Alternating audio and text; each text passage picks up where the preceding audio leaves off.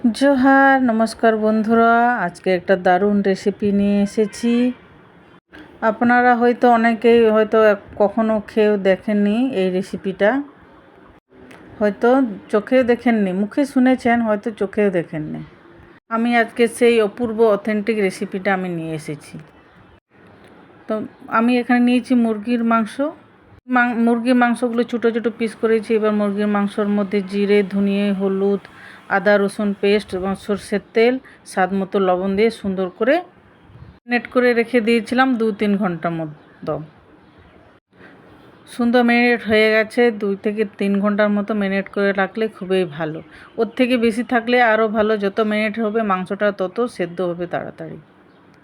এবার এটাকে আমি পেঁয়াজ নিয়েছি, পেঁয়াজ কুচি দিয়েছি। এবার গরম মশলার গুঁড়ো আর গোলমরিচের গুঁড়ো দিয়ে দিলাম। আমি যেহেতু লঙ্কার গুঁড়ো দেইনি, কাঁচা লঙ্কা আদা রসুনের সঙ্গে বেটে দিয়েছিলাম, সেটাই দেবো। আর একটু লবণ দেবো, যে এতে চালের গুঁড়ো যাবে, সেই জন্য আরও লবণ দেব। চালের গুঁড়োটা সর্ষের তেলও বেশ খানিকটা দিয়ে দিয়েছি আমি। এবার দেব চালের গুঁড়া। চালের গুঁড়োটাকে দিয়ে দেওয়ার পর সুন্দর করে একদম হাত দিয়ে মেখে নেব।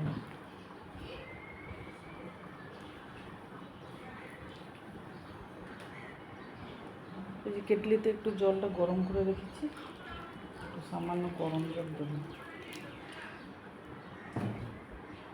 এটা যেহেতু দোকানের চালের গুঁড়ো, শুকনো চালের গুঁড়ো, তো বাড়িতে গুঁড়ো করলে সেটা সুন্দর হয়। আর দোকানের গুঁড়ো না ঝরঝরেই থাকে, আঠা আঠা হয় না।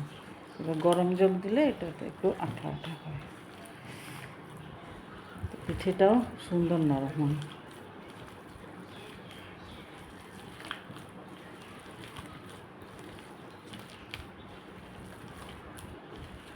সুন্দর করে বেশ খানিকক্ষণ ধরে মেখে নেব।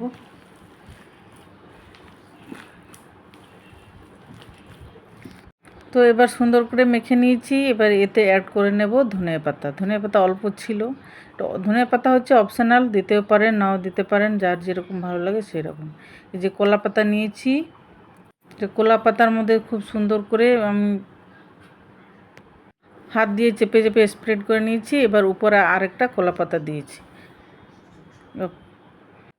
সুন্দর করে দুপাশেই কলা পাতা দিয়ে আমি ঢেকে দিয়েছি। এবার পাতুরির মতো যেরকম আমরা পাতুরি বানাই সেরকম মোটামুটি। এবার একটা লোহার বড় তাওয়া নিয়েছি, ওই তাওয়াতে মধ্যে উল্টা পাল্টা করে সুন্দর করে আমি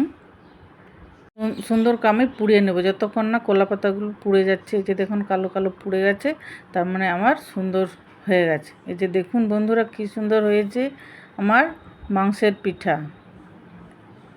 তো কাসুন্দি আর পেঁয়াজ দিয়ে আমি সার্ভ করে নিয়েছি।